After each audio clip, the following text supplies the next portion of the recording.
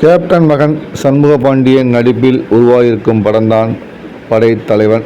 திரையரங்கில் இப்போது வெளியாகிருக்கு. கடந்த முறை வெளியாக இருந்த படம் இப்போது வெளியாகிருக்கு. படம் எப்படி இருக்குது அப்படின்னு பார்த்தீங்கன்னா, புலிக்கு பிறந்தது பூனை ஆகுமா அப்படிங்கிற மாதிரி சொல்கிற அளவுக்கு படத்தில் ஆக்ஷன் சீசன்லாம் நல்ல அருமையாக தான் சொல்கிறாங்க. அதை கேப்டனுக்கு அடையாளமே ஃபைட் சீன் தான். அந்த பேக் சைட் ஃபைட் சீன் ரொம்ப அழகாக பண்ணுவார். அந்த அடிப்படையில் சண்முகபாண்டியனும் இந்த சண்டை பீச்சில் திறம்பட பண்ணியிருக்காருன்னு சொல்லலாம். அந்த படத்தில் ஆக்ஷன் ஹீரோவாக உருவாவதற்கான வாய்ப்புகள் இந்த படத்தில் உருவாக்கி சொல்லலாம்.